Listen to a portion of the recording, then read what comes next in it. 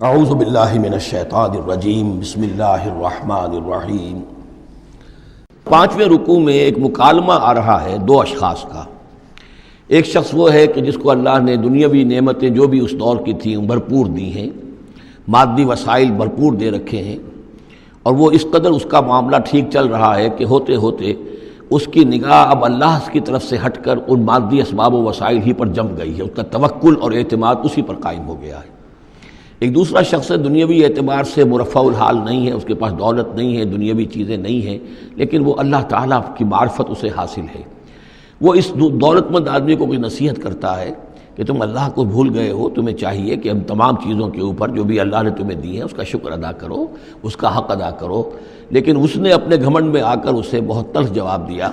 کہ میرے پاس یہ سب کچھ ہے تو گویا کہ میں اللہ تعالیٰ کا لاڈلا ہوں، چہیتا ہوں، تم جوتیاں پٹخار رہے ہو، تمہارے پاس کچھ نہیں ہے، تمہاری کوئی حیثیت نہیں ہے، تمہاری یہ حیثیت ہی نہیں کہ مجھے تم واعظ بھی کہو۔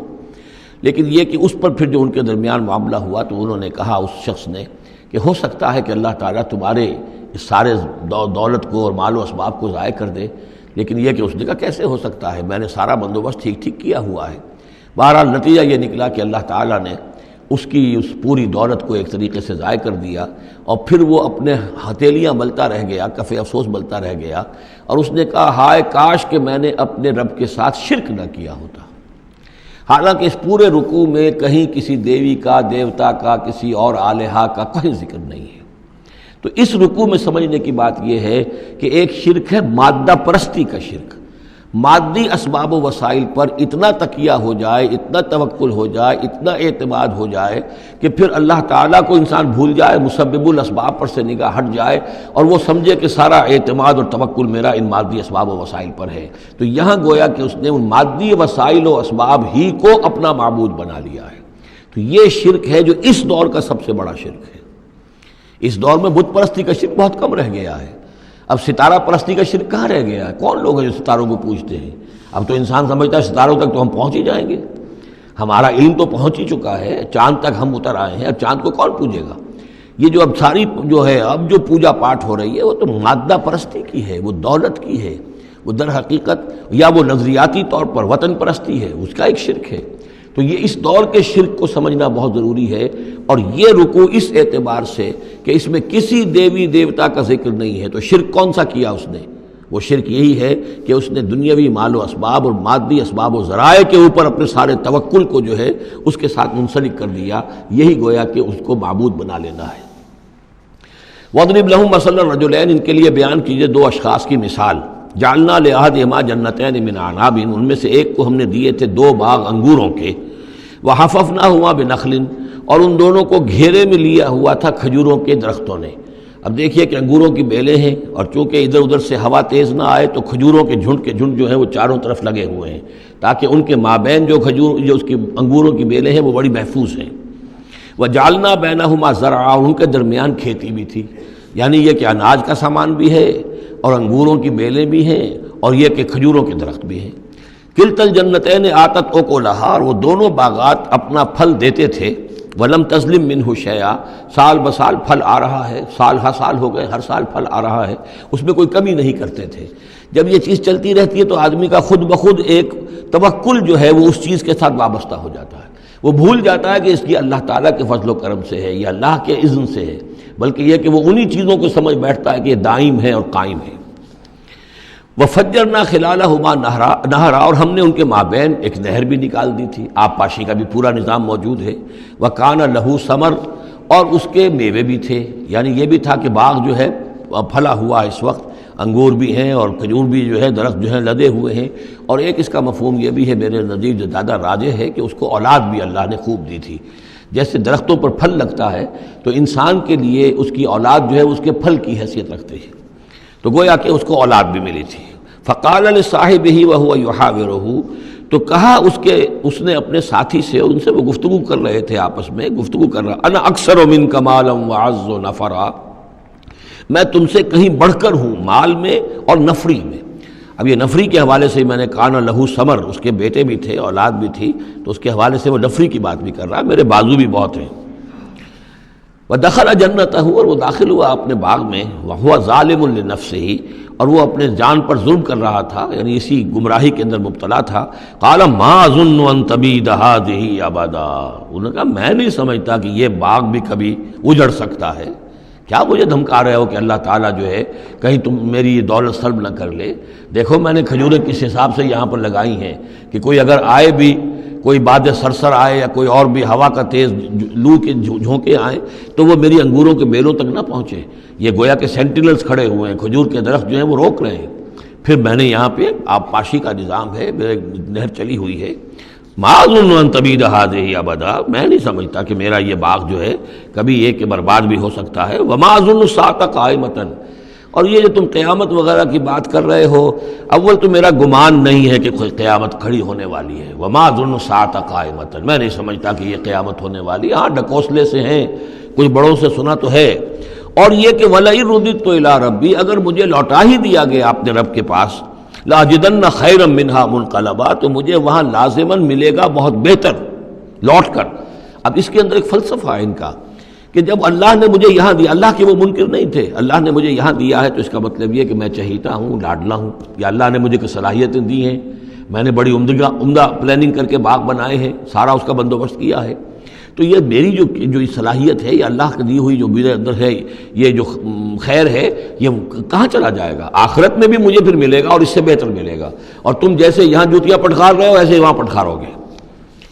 وَلَئِن رُدِدتُّ إِلَىٰ رَبِّي، اگر بالفرض ہو ہی گیا ایسا، لوٹا ہی دیا گیا میں اپنے رب کی طرف، لَأَجِدَنَّ خَيْرًا مِّنْهَا مُنْقَلَبًا، تو اس سے بھی بہتر مجھے وہاں پر ملے گا۔ قال لَهُ صَاحِبُهُ، اب اس اللہ کے بندے نے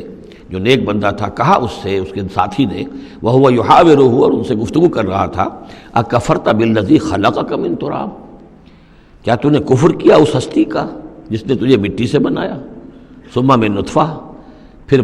گندے پانی کی بوند سے بنایا، ثم سواک رجلا، پھر تجھے ایک پورا انسان بنا کر کھڑا کر دیا۔ اب یہاں اور تجھے کفر کون سا کیا؟ یعنی یہ کہ وہ رب مان رہا ہے اللہ کو، اور رب کے ساتھ اس نے کسی اور کا ذکر نہیں کیا ہے۔ مطلب یہ کہ آخرت کا انکار در حقیقت اللہ کا انکار ہے۔ اگر تم آخرت کے بارے میں جو کہہ رہے ہو کہ نہیں میں نہیں سمجھتا کہ یہ کوئی ہونے والی بات ہے، تو چاہے تم اللہ کو اب اقرار کر رہے ہو، لیکن حقیقت میں اگر آخرت کو نہیں مانتے تو گویا کہ اللہ کا انکار ہے۔ لیکن هو اللہ ربی، لیکن جہاں تک میرا معاملہ ہے، میں نے تو اللہ کو اپنا رب مانا ہوا ہے، وہی میرا مالک ہے، آقا ہے، ولا اشرک بربی احدا، اور میں اپنے رب کے ساتھ کسی کو شریک نہیں ٹھہراتا۔ ولولا اذ دخلت جنتک قلت ما شاء اللہ، اور کیوں نہ ایسا ہوا کہ اللہ کے بندے جب تو اپنے باغ میں داخل ہوا تو نے باغ دیکھا، پھلا ہوا ہے، ہرا بھرا ہے، ہر طرف منظر جو ہے بڑا دل خوشکن منظر ہے، تو کہتا ما شاء اللہ۔ یہ پھر وہی مجلسی کلمہ آ گیا جس میں توحید کوٹ کوٹ کر بھری ہوئی ہے، ماشاء اللہ، یہ جو اللہ نے چاہا، جو اللہ نے چاہا، یہ سب اس کے فضل و کرم سے ہے۔ لا قوت الا باللہ، کوئی طاقت نہیں ہے اللہ کے سوا۔ اگر اللہ کی طرف سے یہ بات نہ ہوتی تو میرے اندر کوئی صلاحیت نہیں تھی، اللہ ہی کی ہے در حقیقت، یہ دین ہے اسی کی عطا ہے۔ ان ترن انا اقل منک مالا و ولدا، اگر تم دیکھ رہے ہو کہ میں تم سے کم ہوں مال میں بھی اور اولاد میں بھی، فعسى ربی ان یؤتینی خیرا من جنتک، تو مجھے تو اپنے رب کے بارے میں یہ یقین ہے کہ وہ جب چاہے مجھے تیرے باغ سے بہتر باغ دے سکتا ہے۔ وَيُرْسِلَ عَلَيْهَا حُسْبَانًا، اور تیرے باغ کے اوپر وہ کوئی اوپر سے کوئی لو کا جھونکا ایسا بھیج سکتا ہے، من السماء، آسمان سے، فَتُصْبِحَ صَعِيدًا زَلَقًا، کہ یہ پورا باغ جو ہے یہ جو ایک ایسا چٹیل میدان ہو کر رہ جائے کہ یہاں کوئی درخت رہے نہ بیلے رہے۔ معلوم ہوا کہ ہر چیز جب آنکھ کھلی گل کی تو موسم تھا خزاں کا، یہ ہو سکتا ہے، عین ممکن ہے۔ اور یصبح ماؤہا غوراً، یا اللہ آسمان سے کوئی ایسی نہ بھی بھیجے کوئی چیز بلا، تو اس کا پانی ہی جو تمہارا یہ جو چشمہ چل رہا ہے، وہ پانی ہی اگر زمین کے اندر گہرا اتر جائے، یہ چشمہ خشک ہو جائے، فلن تستطیع لہ طلبا، اور پھر تو پانی کہیں سے لا نہ سکے، تو یہ باغ خود بخود اچڑ جائے گا۔ یہ سارے امکانات ہیں، مسبب الاسباب نے تمہارے لیے اس وقت سارے اسباب جمع کر رکھے ہیں، جب چاہے گا ان میں سے کسی ایک سبب کی بھی اگر تناب کھینچ لے تو یہ سارا معاملہ جو ہے یہ تو شیش محل کی طرح کا ہے، ایک ہی جو پتھر ہے وہ اس سب کو چکنا چور کر دے گا۔ وَأُحِيطَ بِثَمَرِهِ، معلوم ہوتا کہ وہ بہت ہی کوئی اللہ کا پہنچا ہوا شخص تھا، جو اللہ کا دوست تھا، اور اس کا دل دکھایا اس شخص نے، جس کو تانا دیا اسے انا خیر من کہ انا اکثر منک مالا و ولدا، تو اس حوالے سے اس کا دل دکھا ہے۔ اور یہ جان لیجئے کہ کسی اللہ والے کا من عادى لی ولیا فاذنته للحرب، تو ایک حدیث قدسی ہے، جو شخص میرے کسی ولی کے ساتھ دشمنی کرے پھر میری طرف سے اس کے خلاف اعلان جنگ ہے، تو اس نے چونکہ یہ دل دکھایا ہے۔ اور فارسی کا ایک شعر بھی بڑا مزیدار ہے کہ ہیچ قوم را خدا رسوا نہ کرد، تا دلے صاحب دلے نامد میں درد۔ کسی صاحب دل کے دل کو ٹھیس لگتی ہے، درد اس کے اندر پیدا ہو جاتا ہے، صاحب دل ہو، اللہ کی محبت اس کے دل میں ہو اور اسے ٹھیس پہنچے، تو تا دلے صاحب دلے نامد میں درد، ہیچ قوم را خدا رسوا نہ کر۔ قومیں بڑی رسوا ہو جاتی ہیں کسی ایک اللہ والے کی کہ دل جو ہے اس کی دل کو اگر تکلیف پہنچے تو وَأُحِيطَ بِثَمَرِهِ، اس کا سارا ثمر سمیٹ لیا گیا، اللہ تعالیٰ نے جو کچھ اس کو دیا تھا وہ سلب کر لیا، باغ بھی ختم ہوا، اولاد بھی ختم ہوئی۔ فَأَصْبَحَ يُقَلِّبُ كَفَّيْهِ عَلَىٰ مَا أَنفَقَ فِيهَا، تو وہ رہ گیا اپنے ہاتھوں کو ملتا ہوا، اپنی ہتھیلیوں کو ملتا ہوا، جسے ہم کہتے ہیں کف افسوس ملنا۔ یقلب کفیہ علی ما انفق فیہا، جو کچھ اس نے خرچ کیا تھا، انویسٹ کیا تھا، محنت کی تھی، کتنا عرصہ لگا تھا اس باغ کے پلاننگ میں، باغ کو اس نے لگایا تھا، کہاں کہاں سے پودے لایا ہوگا۔ ما انفق فیہا وہی خاویۃ علی عروشہا، اور وہ باغ جو ہے گرا پڑا ہوا تھا اپنی چھتریاں کے اوپر، کیونکہ جو انگور کی بیلیں ہوتی ہیں وہ ٹٹیاں ہوتی ہیں، چھتریاں ہوتی ہیں، وہ سب اوندھی پڑی ہیں۔ وَيَقُولُ يَا لَيْتَنِي لَمْ أُشْرِكْ بِرَبِّي أَحَدًا، اور اس وقت وہ کہہ رہا تھا ہائے میری شامت، کیا کاش کہ میں نے اپنے رب کے ساتھ شرک نہ کیا ہوتا۔ اب یہ کون سا شرک ہے؟